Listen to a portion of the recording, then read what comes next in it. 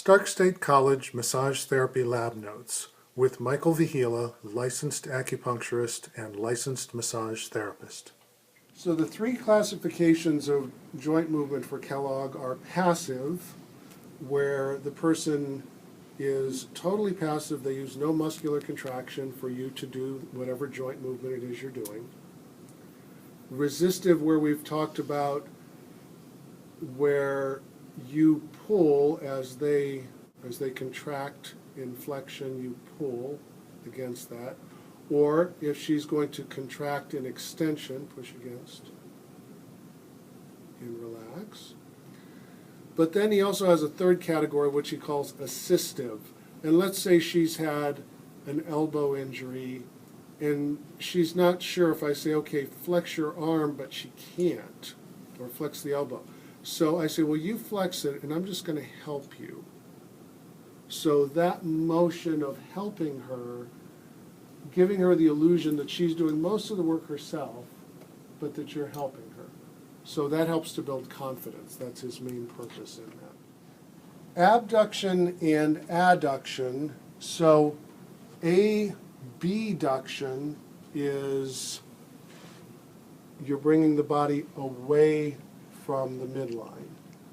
Adduction, you're adding the body back to adding the arm back to the midline. So let's say in this case she has a shoulder injury and she's unable to do this easily.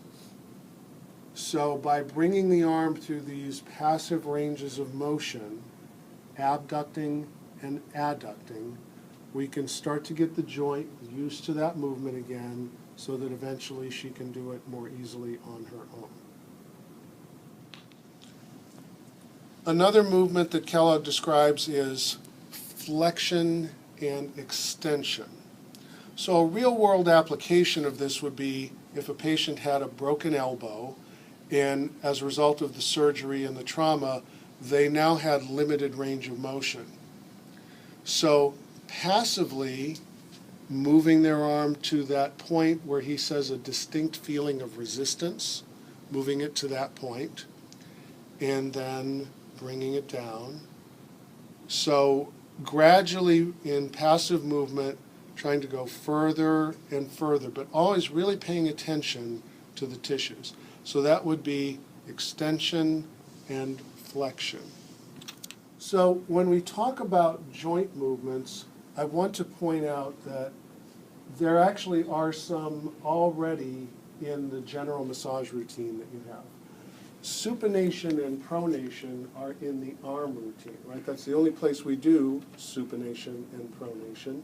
So when you're doing the arm and you're applying lubricant and you're sliding up the posterior surface, the hand is pronated.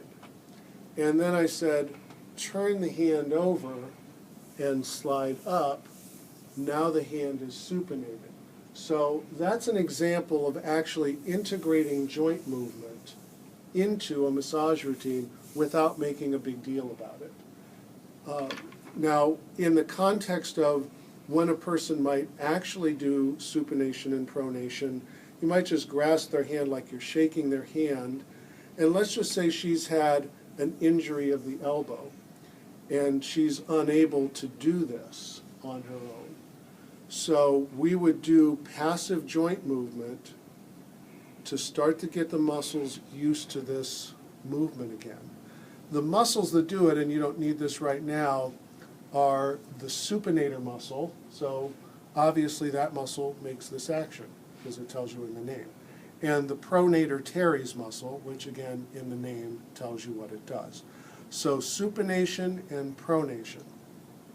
That would be passive joint movement. Now for resistive joint movement, I might say to her, I'm going to supinate your hand and I'd like you to resist that movement. So using muscular strength, don't let me do that so much. So as I do that, and you can relax, that causes contraction of those muscles. So it starts to build that. Now remember, that's actually not in our scope of practice in Ohio to do resistive joint movements. That's the realm of physical therapy. Circumduction can only technically be done at ball and socket joints like the hip or the shoulder. So to circumduct the hip, you would bring the leg up at a 90-degree angle and then bring it in a circular motion. Again, this would be very useful if someone had a hip replacement. You can go both directions.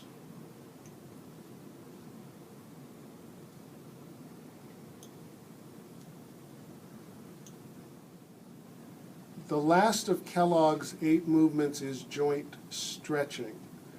So for that is simply a tractioning. And remember, he has a very specific way of doing joint stretching. It's not for how it feels to them, but to increase the nutrition of the joint. So he says traction for a count of 3 to 5, and then suddenly let go. So that sudden letting go helps to infuse the joint with nutrition. So slow traction, sudden release. Slow traction, sudden release.